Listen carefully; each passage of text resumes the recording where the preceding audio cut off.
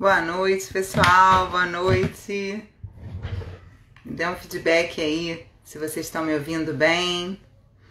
Minha irmã já entrou, minha tia, Renatinha. Muita gente aí querida já entrando. Boa noite, Renatinha. O som tá bom? Me dá um feedback, por favor. Como é que tá? Boa noite, Augusto. Boa noite. E aí, pessoal, obrigada pelo feedback do som.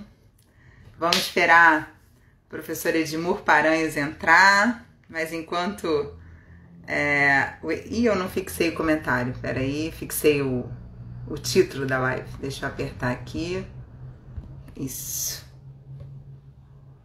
Não ficou? Acho que não ficou. Não tá ficando, então eu vou botar de novo o título aqui.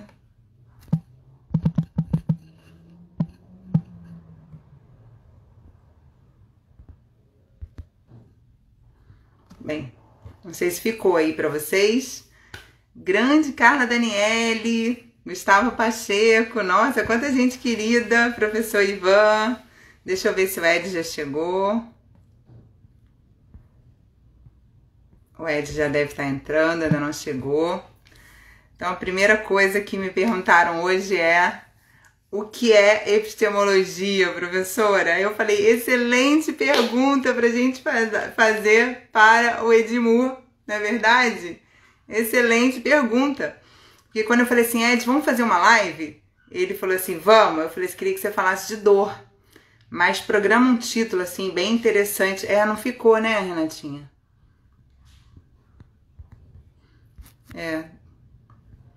Não sei porquê, te apertei aqui 3 vezes e não ficou. Então vai ficar sem título, obrigada. E aí ele me deu esse título, ele falou, eu tô gostando bastante desse título, Epistemologia da Dor. E aí eu fui pesquisar o que é Epistemologia da Dor. E o Wikipedia falou o seguinte, que refere-se ao ramo da filosofia que se ocupa do conhecimento científico. É o estudo crítico dos princípios, das hipóteses e dos resultados das diversas ciências, com a finalidade de determinar seus fundamentos lógicos, seu valor e sua importância objetiva. Ou seja, a gente vai falar um pouco sobre a filosofia da dor e aí mais aonde o Edmur levar a gente nesse raciocínio. Vamos ver se ele já chegou aqui. Não. Daqui a pouco ele está entrando. Então eu vou apresentá-lo enquanto ele entra. Então ele já está atrasado, vou ter que puxar a orelha dele. Então o Edmur é fisioterapeuta pelo IBMR, osteopata pela Escola de Madrid e mestre em educação pela UFRJ. Eu vou contar para vocês uma história, ele ainda não entrou. Fran, Rafael Cota, muita gente aí entrando, queridos. Vamos ver se ele entrou aqui. Não. Carlinha, se você estiver aí ainda, manda uma mensagem para ele, pede para ele entrar, por favor. Ele já deve estar chegando. Então eu vou contar para vocês uma história. Eu ia contar com ele aqui, mas como ele ainda não entrou, eu vou contar. Então, Tati, ele foi seu monitor, né? E ele foi meu estagiário, ó. Muito tempo, né? Foi meu estagiário no Vasco. E foi um estagiário, assim, muito querido e que revolucionou lá algumas coisas, porque ele tem, né, alguns pensamentos bem interessantes e bem diferentes. Então, ele me fazia raciocinar bastante lá no estágio. E foi muito interessante tê-lo como estagiário, assim, foi um grande aprendizado. Muito bom. Cadê Ed? Vamos lá.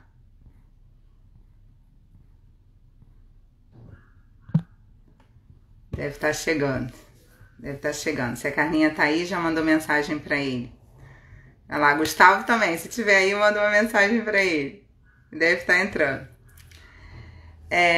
Então, o objetivo da gente falar hoje sobre dor, né? A gente tem várias pessoas que a gente pode conversar sobre dor, né? E cada um vai ter um raciocínio, uma linha de raciocínio um pouco diferente.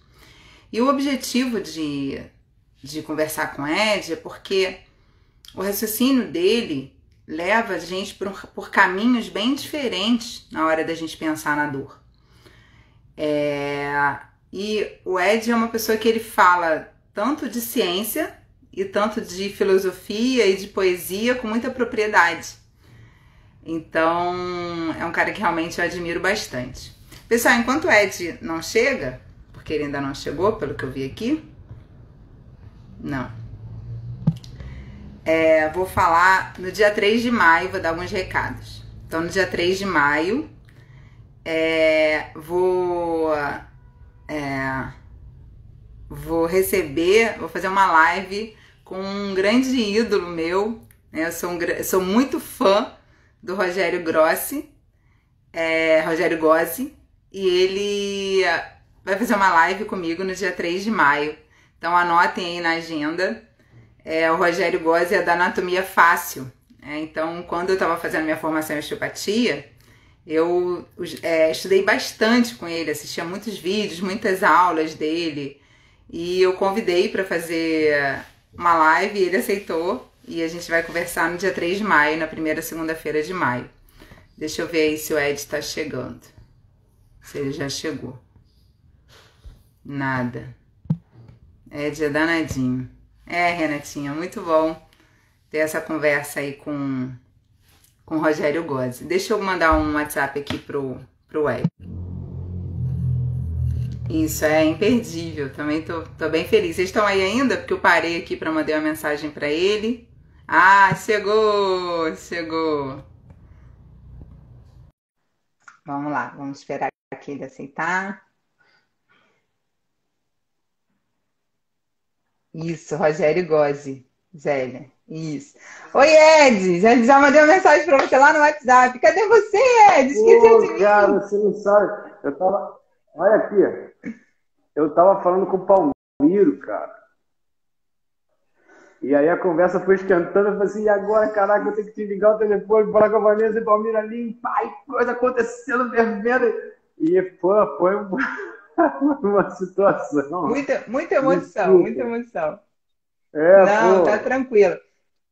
E eu E já aí, falei um monte Vanessa? de coisa aqui de você. De Fiquei tudo. contando pra galera que você foi meu estagiário, que você Mesmo? revolucionou o estágio, que eu era super séria e que você me dava umas quebradas. Eu queria Então, ouvir tudo de novo, vai. Você fala tudo de novo? Eu queria ouvir. Deixa eu ouvir. Fala pra mim, vai. falo. Então, primeiro quero te agradecer por você estar aqui. É uma grande honra conversar com você. O que eu falei pra galera é que você foi meu estagiário e no Vasco. E eu tenho um grande orgulho de você ter sido meu estagiário, porque assim, eu admiro demais você falando. E aí eu sempre lembro, ele foi meu estagiário, com o maior orgulho. E eu falei pra galera que uma das coisas que eu tenho muito orgulho é que você fala com muita propriedade. Você fala, tanto quanto você fala de ciência, você fala com muita propriedade. Quando você fala de filosofia, quando você fala de poesia, enfim. Então eu tenho muito orgulho de você. Então é uma honra ter você aqui. Não fique emocionada, não. Que E legal. é isso. Muito E é massa. isso. Cara, isso foi uma história. Isso foi em 2000. Eu fui lá no Vasco. Foi engraçado, sabe, Vanessa? Que desde que eu entrei na fisioterapia, aconteceram três coisas que eu falei assim: ó, não, isso aqui vai acontecer. E aí a parada foi lá e pimba. Isso no início da faculdade, sabe? Eu entrei ali e falei assim, cara, ó, isso vai rolar. Foram três coisas, assim, foram marcos fundamentais, né? Um deles, por exemplo, foi ter me aproximado do Palmiro, né? Eu estava na meta, assim, o Palmiro me chamou, mas antes dele me chamar, eu já tinha um projeto de chamar ele para mim, né? Foi muito... não, já tinha já um... Palmiro, para quem não sabe, fisioterapeuta da aula hoje do Conceito Murray, é um osteopata das antigas, né? Dá aula em vários cursos de pós-graduação, conhecido em vários lugares, cara, Maravilhoso. sensacional. Várias pessoas que eu admiro passaram por ele. E assim que eu conheci a ideia do Palmeiras, já fiquei com vontade de ir lá e dei uma sortíssima. Mas a outra das três coisas era fazer estágio lá no Vasco. Mas assim, porque eu sou vascaíno, cara. Muito vascaíno. Na época eu era da Força Jovem, Quinta Família, era no TTK. Era da galera. Pegava bateria, pegava bandeirão. Só não ia pra porrada de galera porque eu não tinha disposição. Porque eu acho que se eu tivesse até iria. Mas eu era lá do... E aí eu falei, cara, eu tenho que fazer estágio no Vasco de qualquer jeito. E aí, um amigo meu aqui, um vizinho meu, a mãe dele conhecia o fisiologista do Vasco. Que agora eu não consigo me lembrar o nome dele, tô até me vergonhando. Mas ele que botou a pilha de eu ir lá. E aí, quando eu fui lá, conheci a Vanessa, que coordenava, né, mulher séria, o cara era.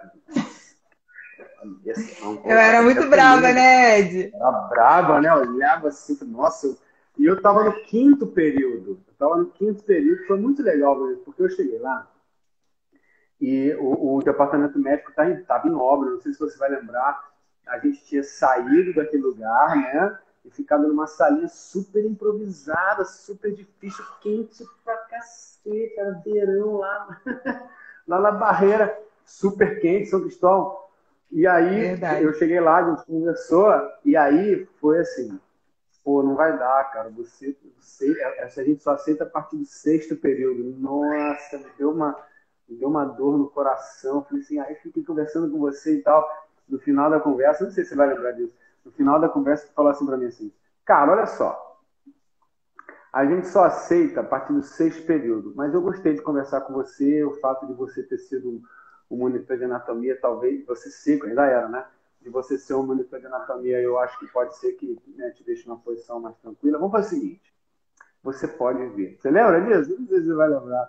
Eu achei maneirado. E você só falou no final da conversa. No início você já falou assim, ó, a gente só aceita a partir do sexto. Nossa Senhora!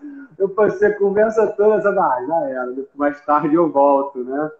Mais tarde eu volto. Cara, eu adorei fazer estágio lá. Fiz estágio, fiquei muito tempo com o Fernando Campbell. Fernando Campbell. E depois acabou indo para a minha faculdade, tá lá no IBMR, né, do aula. Isso. Né? Fiquei Muito bom.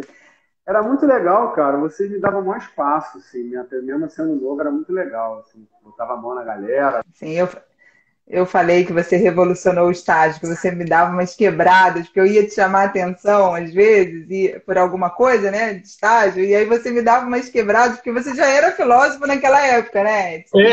E aí você me dava umas quebradas, e eu falava assim, meu Deus, eu tenho que manter minha cara de séria, e eu não conseguia. Enfim, foi maravilhoso. Muito bom. Que maneiro. Muito orgulho mesmo de você. E eu comecei aqui falando para a galera, que hoje me perguntaram assim, eu fui fazer a divulgação da live e me perguntaram assim, tá bom, professora, mas o que é epistemologia? Eu falei, isso é uma ótima pergunta para a gente começar a live, né? E aí eu fui aonde? No Wikipedia, né? Fui lá no Wikipedia e perguntei lá o que é epistemologia. Eu já li para a galera, mas tem gente que não estava aqui. Eu falei que refere-se ao ramo da filosofia que se ocupa do conhecimento científico. É o estudo crítico dos princípios, das hipóteses e dos resultados das diversas ciências, com a finalidade de determinar seus fundamentos lógicos, seu valor e sua importância objetiva. Então, Ed, eu queria que a gente começasse a live. Primeiro que você se apresentasse para a galera, porque agora eles já sabem que você foi meu estagiário. Você já é muito conhecido, mas pode ter uma ou outra galera aí que não te conhece ainda. Então, eu queria que você se apresentasse. Quem é Edmur?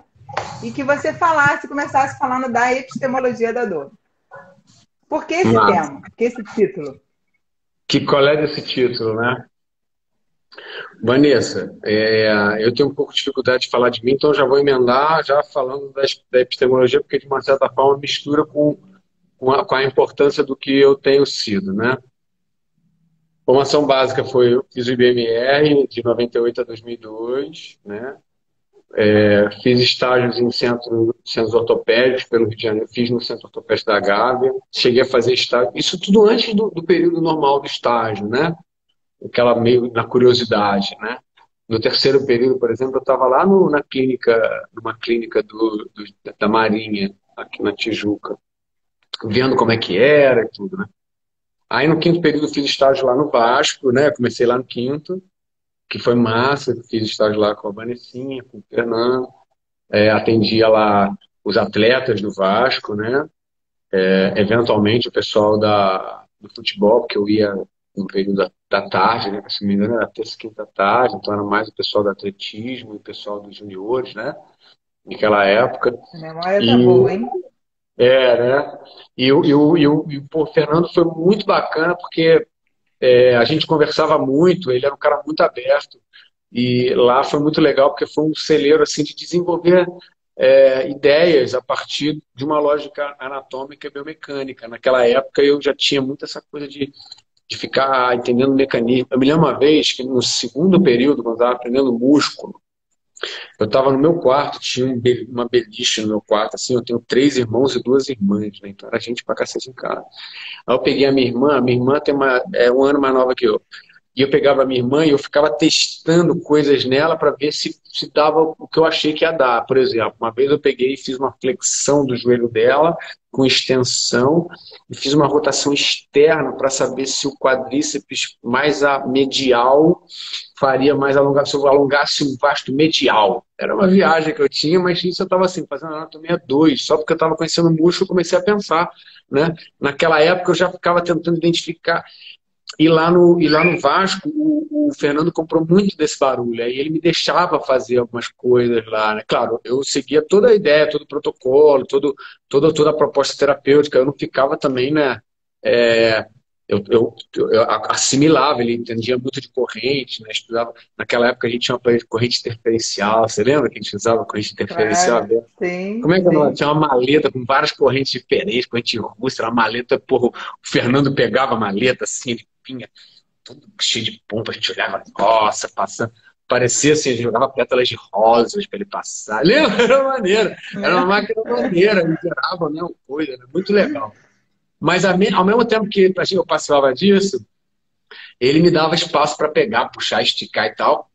E aí depois eu fui fazer estágio com o Palmiro e isso ficou mais ainda, deixou mais ainda, né? Porque aí eu já tinha um pouco mais da autoridade do mestre, então trazia umas coisas novas para pensar e tal, era muito legal, né? Então eu tenho essa vivência, né? Tive a experiência do esporte com a Vanessa, tive muita experiência de terapia manual com o Palmiro, osteopatia, e fiz uma experiência com fisioterapia na terapia intensiva também, né? Levando osteopatia, levando minha forma de tratar para dentro do hospital, que não era necessariamente, eu não, por exemplo, eu nunca fiz uma formação em hospitalar, né? E mesmo assim eu percebia que muito do que eu levava com a lógica da terapia manual, com a lógica do que a gente desenvolveu de conhecimento com tratamento relacionado ao paciente com dor, com a lógica da osteopatia, serve lá na beira daquele leito difícil, né? E aí eu fui pegar experiência com os leitos difíceis, né? E aí aprendi um pouco assim do que se fala no hospital, do que se faz no hospitalar, mas eu tenho uma experiência levando muito isso que a gente tem discutido do que a gente faz em relação à dor, terapia manual e os próprios exercícios é, dentro do tratamento com paciente crítico. Eu acho que eu tenho um pouco essa. Aí no meio disso tudo, assim, ao longo disso tudo, eu tive muita proximidade com o Palmiro, né? Eu fiz estágio com ele em todas as clínicas que ele fez e ele ia para curso para dar aula em pós-graduação. Eu seguia na Atlântica. Você chegou a dar aula na Atlântica também, né, Vanessa? Você me lembra. Muitos A gente anos, foi dela no Brasil inteiro companheiro, pela Atlântica. eu também, assim, desde antes de me formar, eu dava aula na Atlântica do Palmeiras, né? Assim, a primeira turma que eu assumi, não tinha nem, sei lá, 2 meses de colado grau, eu estava dando aula. Foi muito legal, me criticaram pra cacete, me esculhambaram, mas foi muito legal, assim, eu era muito novo, né? Experiência Mas foi uma incrível, experiência né? muito boa. Então eu tenho essa coisa, né? E a epistemologia, já emendando com a segunda demanda que você trouxe para mim, Vanessa, é que é exatamente isso que você fala. Se a gente tentar fazer uma avaliação mais simples ainda, né? Como eu gosto de fazer, mais livre, né? Dos academicismos, a epistemologia é quando você junta duas palavras com radical epistêmio primeiro, logos. Né? Logos a gente já é velha conhecida, né? É um sistema, a palavra que se refere a um sistema de pensamento, a uma organização de ideias, né? Então, por exemplo, biologia. Bio está relacionado à vida e logia é o sistema que faz a gente desconstruir discursos acerca da vida e do vivo, né? Bio, vivo, logos, essa coisa toda que eu falei antes de vida, na frase, né?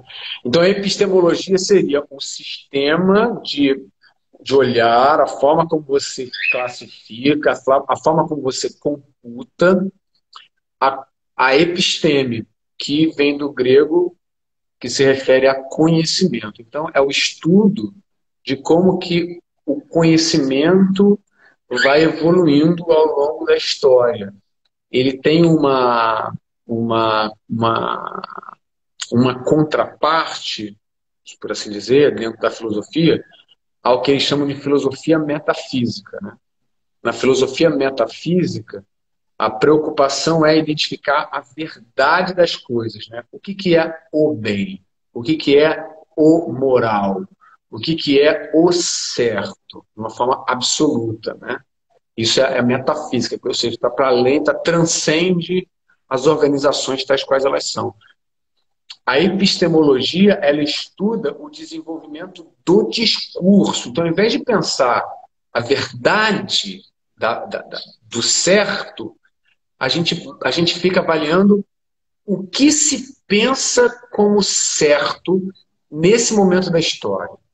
O que se pensava como certo em outros momentos. Meu passarinho está aprendendo a cantar Redemption Song. Tá aqui me seduzindo para fazer carinho nele. Ô, Bob, deixa de ser sedutor, cara. Muito fofo. Mas pega o passarinho aqui, cara. Ele tá me seduzindo, eu não tô conseguindo me concentrar, tô querendo assoviar para ele cantar. Leva lá pra galera.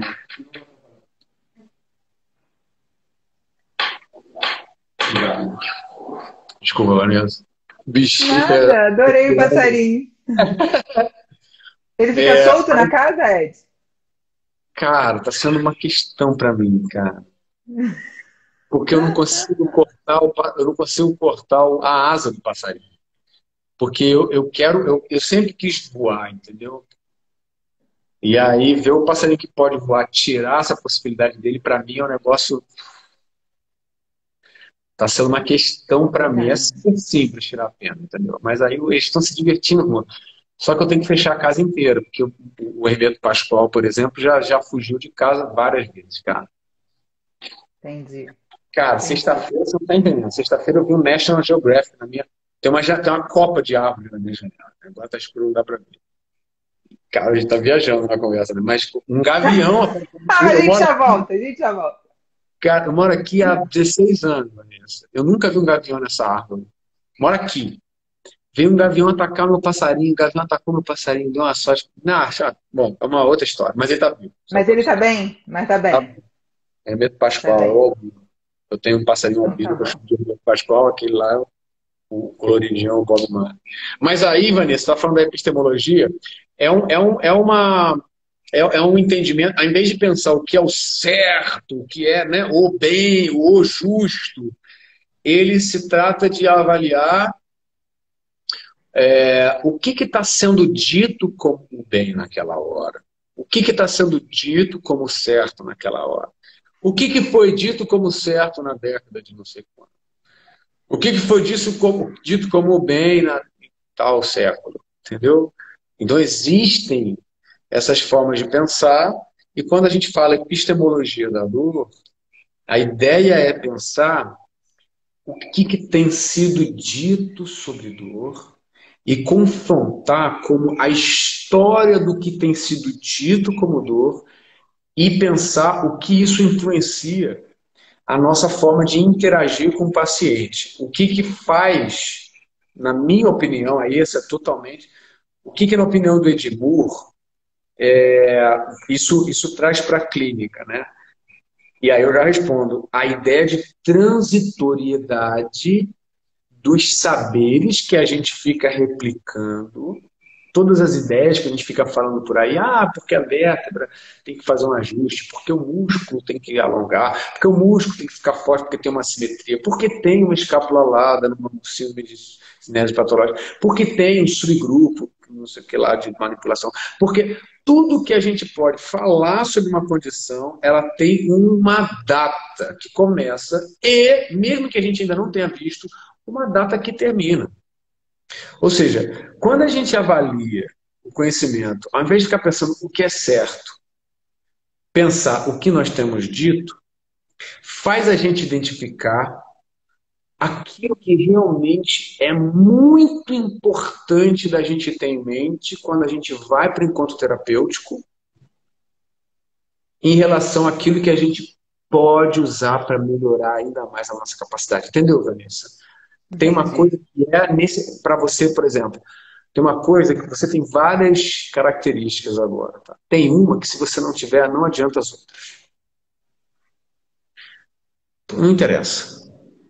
Se você tiver, qualquer uma vai adiantar, mesmo não ter nenhuma. Ter alguma sempre vai melhorar. Ter várias melhora mais ainda, porque a gente vê que a nossa cabeça ela tem mais criatividade. Se é o que é o que é? Quando a gente chega num paciente, tem uma coisa que a gente precisa ter, Vanessa. Tá. E se a gente tiver ela e não tiver nenhuma, o seu trabalho vai acontecer. Empatia? Por exemplo, aquilo que a empatia viabiliza, os franceses chamam de rapport, a conexão, né? Se a gente vai, por exemplo, fazer uma avaliação de eletroencefalograma, alguma coisa que ao realizarmos, a nossa onda cerebral se organiza na mesma frequência que a onda cerebral daquele a quem a gente vai endereçar o cuidado. Independente do que você vai fazer. Eu não sei se eu vou fazer um merchan aqui, não ganho nada com isso. Mas o PNF é uma forma de expressão disso muito fundamental. Eu penso, a tendência que eu tenho é pensar que todo mundo tinha que começar fazendo PNF, sabe? Porque realmente é muito fundamental. Mas é ter uma empatia que possa se desdobrar em ação. Aí a ação ela pode ser, sei lá, qualquer coisa que você tenha estudado para interagir com o paciente. Né? Uhum. E a epistemologia, o que ela faz? Como ela traz qual a fragilidade das verdades que são produzidas pela gente? Fragilidade por quê, Vanessa? Porque a gente percebe que teve uma hora que começou. E todas as verdades que surgiram antes tiveram hora de começar e hora de acabar.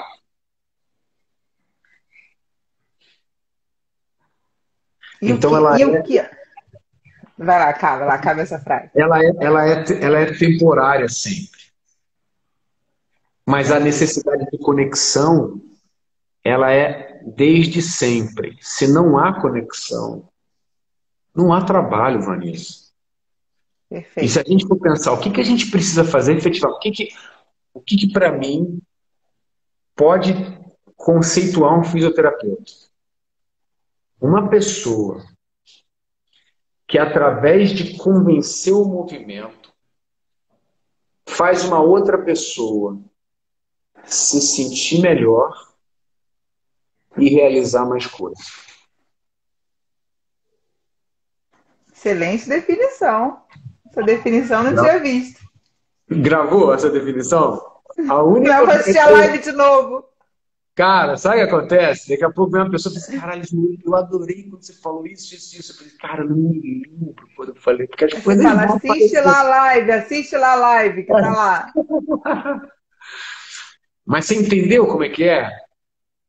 Então, a coisa primitiva, a coisa que ligava uma pessoa com uma personalidade xamânica que gerava a possibilidade da cura é muito mais velha do que Pilates, RPG, osteopatia, quiropraxia, não sei o que lá,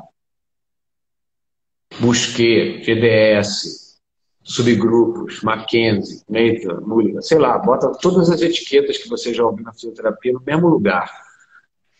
Estar com a pessoa, encorajar a pessoa para se movimentar, para realizar mais, é muito maior. E aí, quando a gente estuda a epistemologia da dor, quando a gente avalia, tá, como que se pensava sobre dor?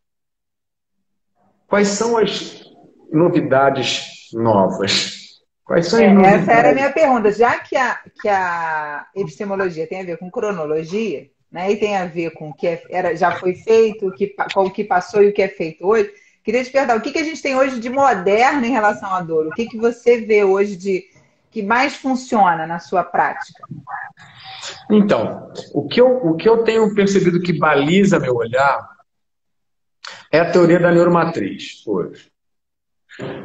E isso significa o seguinte: significa dizer que todas as formas mais recentes de desenvolvimento de olhar a partir de neurofisiologia, do olhar dos experimentos de neurociência, tá?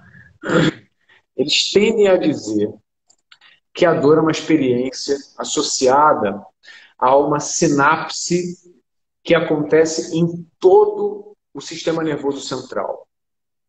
Ou seja, ele tira um pouco o peso da ideia de que dor está vinculado a uma sensação, a algo que acontece de fora para dentro.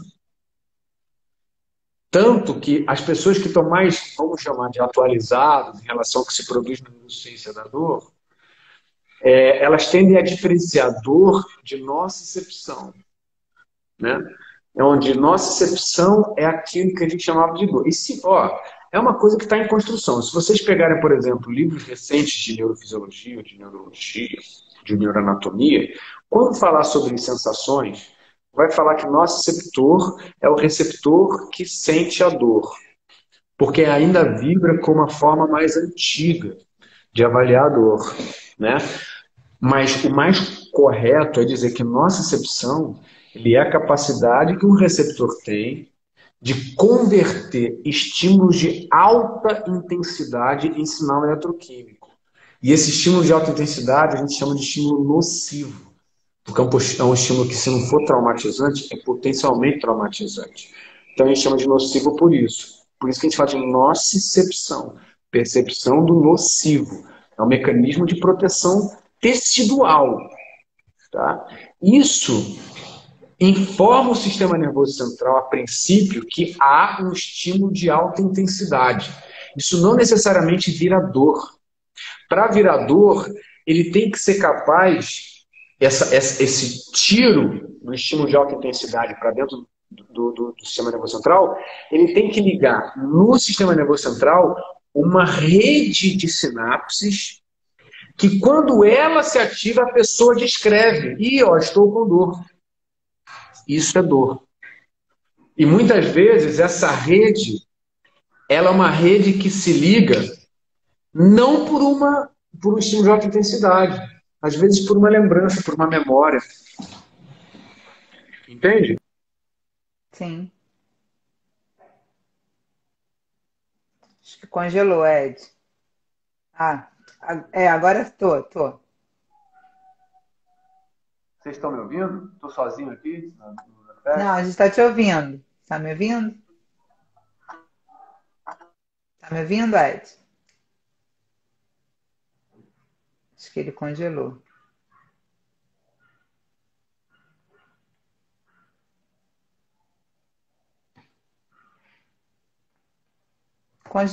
Pessoal, me dá um feedback se só o dele congelou, o meu também. Escreve aí nos comentários. Ó, voltou, Ed. Falando sozinho. Não, agora voltou. Tá me ouvindo? Tô. Você tá ouvindo? Agora voltou pro fone, o celular tá maluco. Mas você tá ouvindo agora? Tô ouvindo super bem. Eu não sei onde é que eu estava parando, mas eu estava tentando explicar o que era a teoria da neuromatriz, que é o que a gente pensa hoje, né? O que a gente pensa hoje é o seguinte: uma pessoa que diz estou com dor, ela está com dor. Essa é a primeira questão, né? E essa pessoa que diz que está com dor, ela diz que está com dor porque no sistema nervoso central dessa pessoa existe ligada uma matriz, um conjunto de sinapses que passa por todas as áreas do sistema nervoso central, com propostas diferentes, a gente pode falar um pouco sobre isso, né? Que pode ser ligado por uma nocicepção, pode ser ligado por um estímulo de alta intensidade, mas não necessariamente. Ele também pode ser ligado na ausência desse estímulo. Isso é a teoria da neuromatriz, né? Mas só que para a gente chegar na ideia da neuromatriz, a gente passou por várias ideias antes. E a construção da ideia da neuromatriz, aí a minha percepção, tá, Vanessa? Traz para a gente uma capacidade mais apurada de identificar a transitoriedade dos conceitos e entender de verdade o que é a teoria da neuromatriz. O que ela representa para a ciência, né? E que muitas vezes não significa abrir mão do que a gente pensava antes. Se você me permite, eu te falo uma coisa. O que era a dor antes da gente pensar a teoria da neuromatriz? Exatamente antes de pensar a teoria da neuromatriz, que é o papel, resumindo, o papel do cérebro na produção da experiência dolorosa. Tá? O papel do cérebro. Antes de pensar no papel do cérebro, começou-se a se pensar no papel da medula. No início do século XIX, a perspectiva que embasava a ideia da dor era essa que eu te falei na nocicepção, que faz com que os livros de hoje de neurologia mostrem. Nocicepção, estímulo da dor. Não é estímulo da dor, porque dor não é estímulo. Dor é resposta. Entende? Dor não é estímulo periférico. Sim. Dor é uma resposta central. Claro. A experiência dolorosa. Experiência dolorosa. Mas lá no final do século XIX e século XX, o que era, na verdade, é hegemônico até hoje, mas o que se pensava muito no nível acadêmico era a teoria cartesiana da dor, ou teoria específica da dor. Porque no Tratado de Descartes, do corpo humano, ele fala que dor é um gênio, que falava sobre todas as coisas da existência. Ele falava que a dor é quando você tinha um estímulo, por exemplo, ele tinha um desenhozinho do foguinho, quando você tem um estímulo de alta intensidade, pega um receptor, ele manda uma informação que sobe por um nervo fino, vai até o cérebro e lá ele puxa um sino, e quando puxa o sino, a alma dolorosa vem e toma conta do corpo. Então é uma coisa de dar um top, né? É o estímulo na carne, a sensação na alma, né? Ele não considerava os aspectos. Mas começou a perceber o seguinte: se é um estímulo periférico que deflagra dor na alma, se eu tenho muito estímulo periférico, logo eu tenho que ter muita dor. E se eu tenho pouco estímulo periférico, eu tenho que ter pouca dor. Ela tem que ter proporcionalidade, se a explicação vai ser só nisso. E uma galera no início do século XX começou a se dar conta que, cara, mas peraí, não é o que acontece. Tem paciente aqui com grandes traumas e que refere pequenas dores, e tem paciente com pequenos traumas e que refere grandes dores. Por que tem essa contradição? Deve acontecer alguma coisa entre o trauma e essa área que recebe o estímulo do trauma, que é o cérebro. E, Vanessa, essa discussão é da modernidade em relação à dor. Porque se a gente for voltar para a Idade Média, para a Antiguidade, muito que a gente fala de dor hoje se falava em vários lugares da Antiguidade. E se a gente tiver seriedade, sabe uma coisa interessante? Pain, a palavra pain, vem do grego poena, ou poene, que significa punição. Então, a dor sempre teve, no espírito do significado da palavra, um sentido fantasmagórico. Você está sendo punido, você fez alguma merda. E aí você está sendo punido por isso. Isso que você está sentindo chama-se punição. Você fez algum problema em relação aos deuses. Agora, quando a gente moderno pensa Deus, a gente olha para esses grupos que pensavam em Deus de uma forma como se eles fossem ingênuos. Só que eu acho que a ingenuidade é como nós enxergamos o que é Deus. O que esses caras enxergavam que é Deus? É muito provável que esses caras tinham uma leitura muito mais imanente do conceito de Deus do que a gente. Muito de Deus que eu ouvi na minha vida corresponde a uma figura tipo um velhinho de barba branca que fica sentado num trono em cima da nuvem. Muito que se fala, como se Deus fosse uma pessoa, uma pessoa. Como é que um ser infinito tem a forma de uma pessoa? Sem te cortar, mas já te cortando, isso lembra uma frase que, inclusive, eu já escutei de um paciente com muita dor, e ele falou assim: eu não mereço isso, porque eu estou sendo punido. Exatamente, a dor está associada à punição.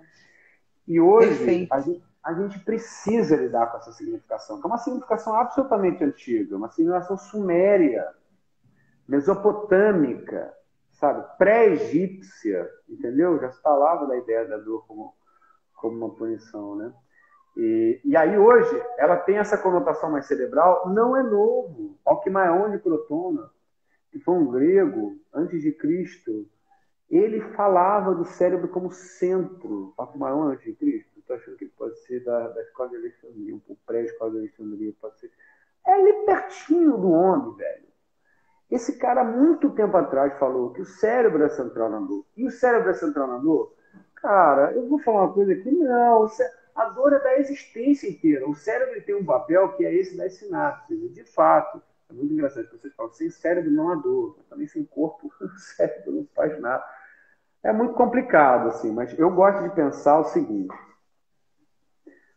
Existe um processo de desenvolvimento da lógica do entendimento e epistemologia da dor, da lógica do entendimento da dor. E epistemologia da dor é o estudo de como que a gente pensa essa lógica. E depois de você ter a dor associada à punição, por exemplo, algo que você fez que talvez não era para ter sido feita, ou se você fizesse de um outro jeito, você teria tido uma outra repercussão, fez você desenvolver esse quadro que você chama de doloroso. É uma resposta a um pecado que você cometeu. Pode ser mesmo, né? Pecado de excesso. Eu fiquei muito tempo trabalhando, pensando, focado numa coisa e não dei atenção para o meu corpo. Eu sou atleta e resolvi usar no máximo da potência do meu corpo. Eu quero me testar. Ou eu sou músico e eu preciso dar conta de preparar. Não deixa de estar errado, Vanessa, sabe? Nós temos responsabilidade sobre como gerenciamos os nossos sistemas, e isso, de uma certa forma, pode favorecer a nossa capacidade de ter uma relação boa com a dor. Nota que não é nem não ter dor, mas é ter relação boa. É de gerenciar essa dor, né? Será que não está relacionado? Não, peraí, eu vou pensar na punição, sim, nos pecados, sabe? Vou exagerar na gula, vou exagerar na preguiça, né? Como é que eu vou me organizar nos meus interesses para poder colocar o meu corpo? A gente tem que ensinar isso para o paciente, a gente tem que aprender, eu tenho que aprender.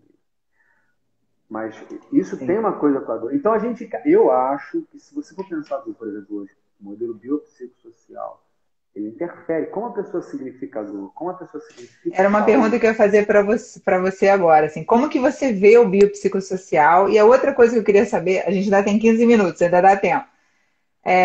Quando chega um paciente com dor para você, né? Quer dizer, é o que mais chega, né? Mas chega um paciente com dor para você e aí você avalia, é uma dor crônica, uma sensibilização central. Como é a sua abordagem com esse paciente?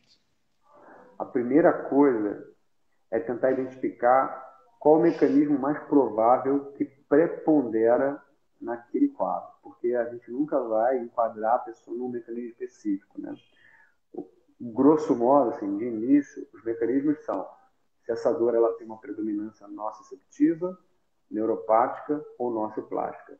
E aí tem um conjunto de fatores que faz a gente acreditar na preponderância de um e que faz a gente endereçar o tratamento mais adequado. E aí cada um com a sua ferramenta. É só se começar pensando por aí, já vai ter um ajuste melhor da indicação da própria ferramenta. Quando você falou de uma dor crônica, né, e você falou de sensibilização central, você falou de duas palavras-chave na sua pergunta, né? De fato, esses conceitos, eles se aproximam mais do tratamento do paciente através do que o modelo biopsicossocial postula? O modelo biopsicossocial, ele considera que nós não podemos pensar a dor meramente por mecanismos explicados do aspecto biológico, ou seja, falando sobre trauma. Porque tem uma confusão aqui. Biológico também é quando a gente fala que alterações emocionais interferem no funcionamento de dadas regiões do cérebro. Nós estamos falando de um modelo biológico. A gente está falando de um comportamento que está associado a uma neurotransmissão, de sinapse. Isso, para mim, é biológico. Né? Quando a gente fala biológico, a gente pode também estar falando disso. Mas é porque isso, às vezes, separa-se do psíquico. O psíquico não necessariamente é o funcionamento, mas é a gente pensar que a dor ela também tem um componente que pode estar relacionado com um aspecto cognitivo ou aspecto emocional, afetivo, desse paciente que está passando e relatando que ele passa por um fenômeno doloroso. Né? O que seria o aspecto cognitivo? O paciente com dores relacionadas à sensibilização central, muitas vezes são pacientes hipervigilantes. Ou seja, são pacientes que dedicam atenção demasiada a uma proposta de organização sináptica vinculada com a sensorialidade dele, que não necessariamente vai gerar problema, mas que, de fato, cria uma saliência. A saliência é uma rede cerebral que está mais ativa do que as outras. Né? Então, se a pessoa... A gente, por exemplo, quem está aí, está conversando com a gente, e está sentado, se eu falar, por exemplo, a bunda de vocês no assento, vocês vão sentir mais a bunda inevitavelmente. Vocês vão perceber mais que está mais mole, que tem um peso num risco mais do que no outro. Vocês vão sentir que a calça está enfiando. Tem gente até que já se levantou um pouco, eu tenho certeza. Somos 37, pelo menos 36, deu uma levantadinha porque estava com a bunda meio doendo. Só deu uma endireitadinha, né? Deu uma ajeitada, deu uma diminuída na pressão. O Mulligan falava assim, não é possível, um cérebro não pode trabalhar em cima de uma bunda que não descansa. Mas só porque eu falei, criou uma rede de conexão que criou uma vigilância específica e aquilo tem uma influência na experiência sensorial da bunda que você está amassando. E acontece a mesma coisa com dor. Então, uma parte dos pacientes com dor crônica pode estar passando por uma experiência mediada por essa relação neurofisiológica. Né? Isso seria o aspecto cognitivo. O aspecto cognitivo pode estar relacionado também às crenças, né? O que a pessoa pensa sobre a dor, como é que ela representa o que acontece com ela. Ah, eu tô mandando lombar porque tem uma hernia que está saindo do lugar e vai me paralisar. Esse cara ele tem uma repercussão. Aquele cara que fala assim, só uma dorzinha que por vira e mexe eu tenho, cara. Se eu der um pulo, melhor. Essa é uma outra forma de se relacionar. E isso cria outros estados, né, mentais de observação. O outro aspecto emocional. Então, pessoas que são mais depressivas, né, que são mais tristes, que são mais ansiosas, que têm mais catastróficas, como você falou. Elas tendem a ser mais catastróficas, entendeu? Elas tendem a superdimensionar o quadro, né?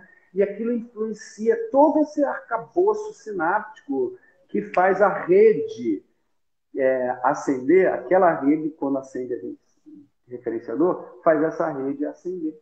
E aí, então tem essa dimensão. Isso seria o aspecto psíquico. O aspecto social é da interação, é o aspecto social da desdobramento a várias coisas que a gente pode pensar. Mas sempre está relacionado à função social da pessoa e à relação da pessoa com as outras pessoas. Né? Função social é trabalho. Então, por exemplo, se é uma pessoa que gosta do que faz, a chance dela sair do trabalho por dor lombar é menor do que uma pessoa que não gosta do que faz. E às vezes a pessoa assim, ela está mimetizando, ela está inventando. Não está, não. É um problema. A pessoa ter que, abre aspas, se inventar que está com dor lombar porque não quer ir para o trabalho, essa pessoa precisa ser tratada. E você sabe uma coisa muito interessante que eu descobri ontem? Uma amiga minha falou para mim, ela técnica de enfermagem, ela falou para mim que trabalhava como dispositivo de vendas do Globo e que não aguentava mais, estressou, e que dentro fugiu o nome do negócio, meu Deus do céu. No Serviço Social do Estado, meu Deus, fugiu, que vergonha. Mas dentro desse lugar, ela recebeu uma nova formação. Então ela não foi simplesmente aposentada por invalidez, porque ela não estava conseguindo entrar, vai de depressão uma atrás da outra. Então, ao invés dela ela é nova, então, ao invés dela ser aposentada, eles pegaram e colocaram ela para fazer uma formação que o Estado estava pagando. Muito legal, fez uma formação técnica, mas se encontrou e hoje está aí fazendo enfermagem. Muito legal a história da mulher. Então tem esse dispositivo. Isso é dor social, isso é uma forma de entender a dimensão social da dor. Outra forma são aquelas pessoas, por exemplo, são pessoas que, por exemplo, ganham a atenção da família, porque e são dores que a gente vai ter que aprender a lidar também com essas dores. Entendeu? Então, biopsicossocial é quando você considera que a dor não é um evento sensorial, mas é uma experiência que a pessoa sofre e que é atravessado de outras dimensões da existência dela, mas com predominâncias. Com predominâncias. E o fisioterapeuta tem que avaliar quais são as predominâncias para poder lançar a mão de um tratamento um pouco mais eficiente, né? E a fisioterapia hoje já pensa dispositivos para atuar em todos esses lugares. Agora, tem uma coisa interessante. Quando a gente fala sensibilização central, a sensibilização central é uma dimensão neurofisiológica. A sensibilização central ela não é uma dor.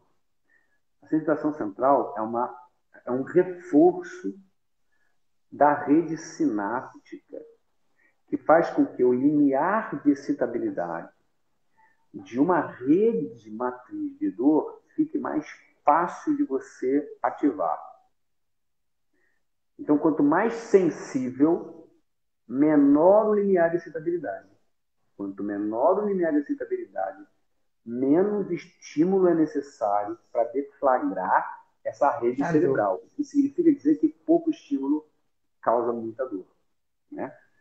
Tem essa discrepância. Maravilhosa essa definição. É isso. E isso está por trás do que a gente chama de dor nociplástica. Aí o mecanismo de dor a gente chama de que é mecanismo nociplástico, que está relacionado a uma alteração em todas as redes neuronais que estão associados ao processamento do estímulo nocivo. É como se você desse um curto na rede associada à experiência nociva. Entende? Aí o tratamento ele não vai ser um tratamento tão voltado para a periferia. Ele vai ser um tratamento voltado para que a pessoa se reorganize diante da dor, né?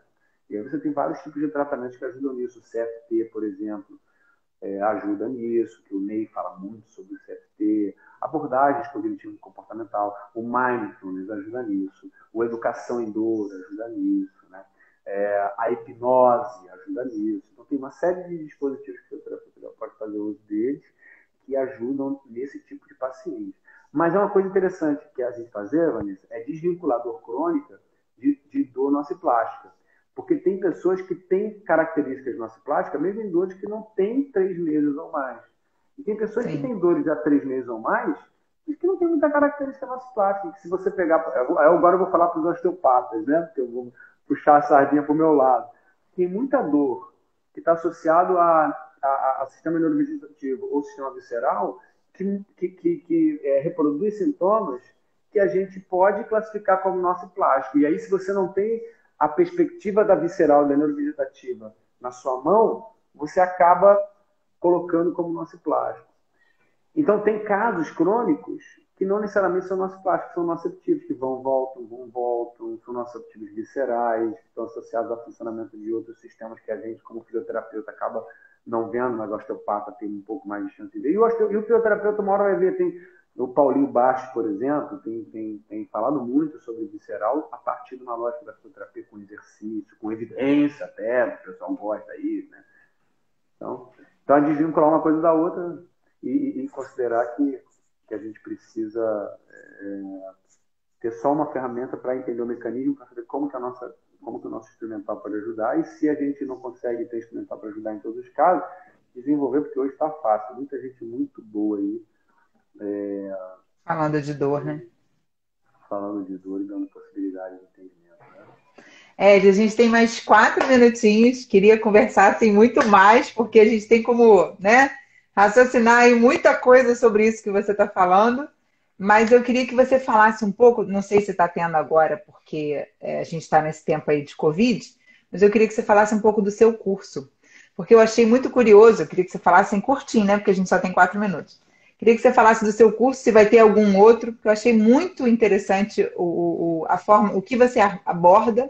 Então, eu queria que você falasse um pouquinho para a galera. Então, quando eu estava fazendo, eu tenho um curso no Palmeiras chamado Disfunção terapia manual integrada e trigger point, que a gente fala muito sobre disfunção facial, como que a gente pode abordar. Isso tem 21 anos que a gente dá esse curso junto já. E só que esse curso ele surge numa época que a teoria da neuromatriz está sendo cozinhada e lançada assim, na mesa. E aí a gente começou a estudar e falou assim, cara, a gente vai ter que considerar isso no nosso approach, né? E o Palmeiras já considerava o sistema neurovegetativo, né? Isso, porra, 20 anos atrás, né? E então ele considerou na sequência, e é muito legal, mas ele falou assim, mas a gente vai ter que fazer essa discussão de dor aí, tipo, olha só, tem esse material aqui, isso aqui, procura o material e desenvolve uma aula de 30 minutos para a gente encaixar no curso. Aí eu fiz essa aula de 30 minutos, foi muito legal, eu pedi um pouco mais, essa aula aumentou para 1 hora, aí me convidaram para dar essa aula no congresso, aí eu aumentei para 2 horas, aí me chamaram para dar essa aula numa pós-graduação do Hospital Albert Einstein, aí eu aumentei para 4 horas, e aí fui agregando um monte de coisas, e hoje ele virou um curso de 3 dias, que é um curso que basicamente eu destrincho biologia da dor, né, neurobiologia da dor, então eu falo dos mecanismos e vou dando detalhes sobre como funciona a fisiologia, quais aspectos clínicos que está relacionado, estão implicados, então tem clínica aplicada, principalmente para o osteopata, mas eu faço ficar palatável para qualquer profissional de saúde, porque é uma primeira abordagem que serve para vários profissionais de saúde diferentes, né, porque lidam com dor, e ao mesmo tempo eu trago uma abordagem mais filosófica, usando esses mesmos argumentos para entender como é que se funciona, como é que funciona o comportamento, como que o comportamento está associado à dor, como que a gente pode abordar em relação ao comportamento, como que são as discussões entre sujeito e realidade, como são as discussões entre verdade e sujeito, e mente e corpo, todas essas coisas que permeiam a nossa realidade clínica, eu vou tratar da filosofia, mas fazendo olhar no científico, e eu trabalho a capacidade do cuidado. Então, quando o curso é para 20 pessoas, 15 pessoas, eu faço um trabalho de vivências práticas que faz a gente ser capaz de usar esse argumento para identificar o que na nossa clínica está contradicto com o que a gente queria propor para o nosso curso. Tá? Sem que fique julgando, sem que fique, sabe, não tem isso. É só uma percepção que você vai ter naturalmente do que você pode fazer para melhorar de uma forma super pessoal, apesar de estar no coletivo. É muito, muito rico, Vanessa. Assim, eu tive muita sorte. Cara, é muito legal. Assim, tá na minha lista de cursos, tá, Ed? Tá na minha lista de cursos. É muito legal mesmo, assim, muita gente se emociona, muita gente percebe que cai fichas. Eu sou meio viciado por fichas caindo, né? Então eu vou fazer de maneira a ver. Cabeças explodindo. Muito legal. A gente fala de história pra caramba, fala muito sobre o aspecto da filosofia, mas tudo de um jeito legal, divertido, sabe? Você sai sabendo que não sabe porra nenhuma, mas sai rindo pra caralho. É uma coisa que acontece história. Sai muito bom, muito como bom. É engraçado ser ignorante, né? É muito legal. Muito bom, Ed. Pessoal, no canal no Instagram do Ed, sempre tem live chamada Reflexões Neurofilosóficas, não é isso, Ed? Me corrija aí se estiver errado. É isso mesmo. Essas lives têm dias certos, Ed? Cara, eu achei que tiver. Eu estou meio desorganizado, então de vez em quando aparece. Amanhã eu acho que eu vou conversar com o Leporace, mas está meio em cima. Eu acho que eu vou sugerir que a gente faça na semana que vem, mas eu também não sei como é que está a agenda dele. Ele me chamou agora, mas hoje, né, para falar que ia fazer uma arte. Vamos ver. Eu vou falar com ele, mas talvez tenha amanhã com o Leporace, acho que vai ser divertido. Senão na próxima. Geralmente é quintas-feiras, 9 horas da noite. Maravilha. Mas vira e mexe aparece a pessoa. Eu conversei com a Carla, hoje eu conversei com você. Tá aparecendo, eu não sou um cara bom de marketing. Eu sou um cara bom de teve uma época que estava de madrugada, né? De vez em quando eu ligava lá o celular. Caraca, meia-noite, o que Ed está fazendo com uma lanterna e o celular e falando e filosofando, enfim, eu achava aquilo incrível. Eu já passei madrugada de violão, acabando 5 horas da manhã, cara. Tem noção? Nossa Senhora. A pessoa bebe, fica doidona e abre uma música, vê os doidão que estão acordados, fica brincando, né? Às vezes é isso. Muito bom. Mas, no geral, assim, a coisa da fisioterapia, a coisa da dor, pessoas leigas também que assistem às vezes gostam, é mais na quinta-feira, né? Mas vai acabar aparecendo coisa. Eu tô me organizando para ver se eu consigo fazer coisas mais estruturadas para as pessoas se beneficiarem mais e eu me divertir mais também. Maravilha. Ed, eu vou ter que encerrar a live, porque daqui a pouco o Instagram corta a gente. Então, primeiro, quero te agradecer muito por essa oportunidade. Te acho assim, um cara incrível, você é um gênio. Tem Eu também, muita coisa Vanessa. aí para sair dessa cachola. Muito bom. Agradecer. Legal. Tem um monte de professor aqui assistindo essa live. Professor Alexandre Meirelles, professora Carla Daniele, professora Mônica Nascimento, Sandra Maivorne. Um beijo, Beijo saudades. para vocês todos, que Professor bacana. Paulo Dobruski, Ivan Mariano, todo mundo aí. E quem eu Olha não falei, aí. pessoal? Um beijo. Obrigada aí todo mundo que está assistindo. Renato, Renata, foram meus alunos. E dizer que semana que vem vou estar aqui com o professor Fábio Feitosa, docente da FRJ, da IFRJ. Vamos conversar sobre Legal. testes funcionais de membros superiores. E, Gente como eu falei com finíssima. vocês, gente finíssima, um fofo, no dia 3 de maio, uma super live extra com Rogério Gozzi, assim, meu ídolo. Vamos falar de Massa. anatomia fácil. Assisti muitas lives dele, muitos vídeos dele para estudar osteopatia. Não sei se você assistiu também, Ed, para estudar anatomia lá na osteopatia. Que Então, massa. vou estar com esse cara aí, super incrível também. E você, meu amigo, muito obrigada. Dá seus recados aí finais para a gente poder, daqui a pouco o Instagram corta a gente. Não é isso, agradeço o seu convite. Para mim foi muito legal, porque você faz parte da minha história e eu sou muito agradecido pelo voto de confiança, né, que você me deu ali e que pôde fazer a gente ter essa relação saudosa, gostosa, assim, né, de a gente ver que a nossa história se cruzou e foi muito legal, né. Com O pessoal certeza. que está assistindo, professores, Carla, Paulo Bruxa, galera toda que está por aí, obrigado pela presença e pela escuta. E estou por aí falando as besteiras. Se quiser, aparece lá. Se quiser de novo, me liga e a gente conversa mais uma vez. Eu acho que esse papo não termina. Combinado. Vai ser uma honra, meu amigo. Obrigada, pessoal. Um beijo, boa noite. Beijo. Até semana que vem. Até, Vanessa.